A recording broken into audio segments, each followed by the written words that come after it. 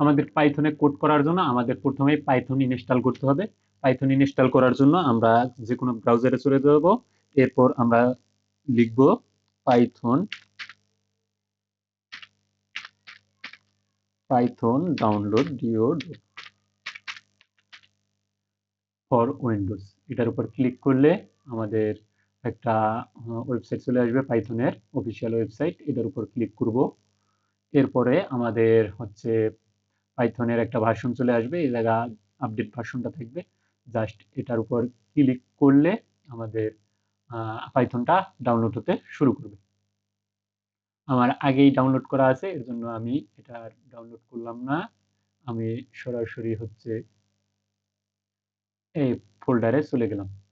তার মানে হচ্ছে কি, এটার উপর রাইট ক্লিক করতে হবে, এরপর রান এস অ্যাডমিনিস্ট্রেটর এর উপর ক্লিক করে ইয়েস দিতে হবে। এরপর এই দুটাকে চেকবক্সে টিক দিয়ে আমরা ইনস্টল নাওতে দেব। তাইলে কিছু সময়ের মধ্যে আমাদের পাইথনটা ইনস্টল হয়ে যাবে। আমাদের ইনস্টল সাকসেসফুল হয়ে গেছে।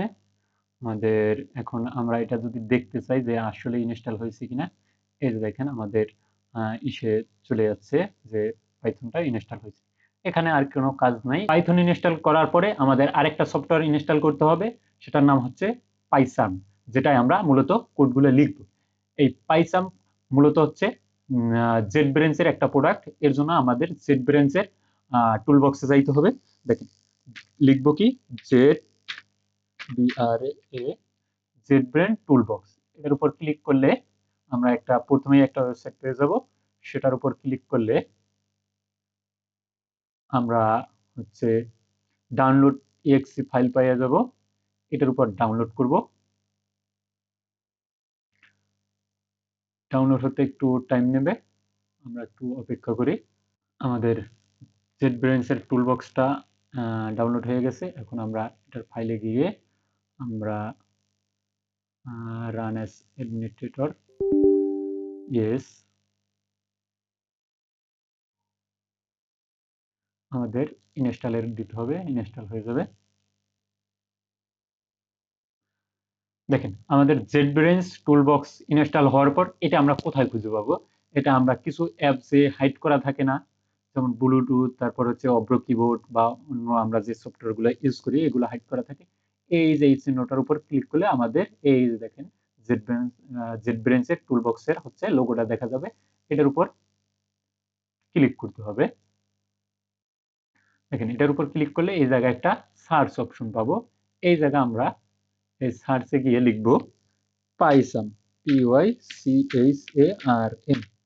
এটা লেখার পরে এন্টার করলে আমাদের এই যে পাইসামটা চলে আসবে। দেখেন এরপর হচ্ছে কি, সিম্পল ইনস্টল করব। আমাদের ইনস্টল হয়ে গেছে। আমরা এটা ইনস্টল হওয়ার পর এটারে খুঁজে পাবো কোথায়? আমরা এই উইন্ডোজ বাটনে ক্লিক করব, তাইলে আমরা দেখতে পাবো আমাদের পাইসামটা দেখা যাবে এডিট।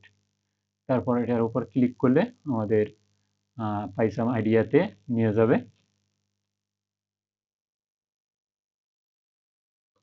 এখন প্রথমে আমাদের আসতে একটু টাইম নেবে।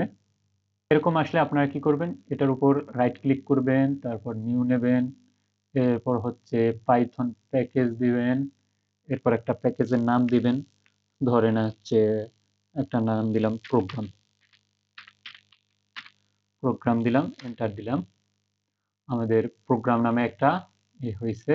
প্রোগ্রামের উপর রাইট ক্লিক করব, তারপর নিউতে দেব, তারপর হচ্ছে পাইথন ফাইল নেব, এরপর একটা নাম দেব পাইথনের ফাইলের নাম। ধরেন আমরা দেই হচ্ছে মেইন ডট পাইথন, মানে পিএইচ দিতে হবে, এটার এক্সটেনশন হচ্ছে কি পিএইচ। ধরেন মেইন আমাদের অলরেডি একটা আছে, তাহলে মেইন ওয়ান দেই, মেইন ওয়ান ডট পিএইচ, দেওয়ার পরে এন্টার দেব। তাহলে আমাদের মেইন ওয়ান নামে একটা ফাইল ক্রিয়েট হয়ে গেছে। এখন এই জায়গায় আমরা কোড লিখতে পারবো। কিভাবে কোড লিখবো? ধরেন আমরা একটা সিম্পল কোড লিখি, hello world print ACLLO world, WORLD। এখন এটাকে রান করব কিভাবে? রান করার জন্য উপরে রান বাটন আছে, অথবা মাউসের রাইট ক্লিক করে নিচে গেলে আমরা রান বাটন পাবো, এটার উপর ক্লিক করলে আমাদের নিচে কনসোলে আমাদের আউটপুট দেখা যাবে, এই যে হ্যালো ওয়ার্ল্ড লেখাটা দেখা যাচ্ছে। এটা হলো মূলত হচ্ছে কি পাইথনের এনভায়রনমেন্ট সেটআপ। পরবর্তী ভিডিওগুলোতে আমরা পাইথনের বিভিন্ন বিষয় নিয়ে আলোচনা করব এবং একে একে সকল টপিকগুলো কভার করার চেষ্টা করব। আশা করি সিরিয়াল অনুযায়ী ভিডিওগুলো দেখবেন এবং ভিডিওগুলো দেখলে ভালো একটা ধারণা হয়ে যাবে পাইথন সম্বন্ধে।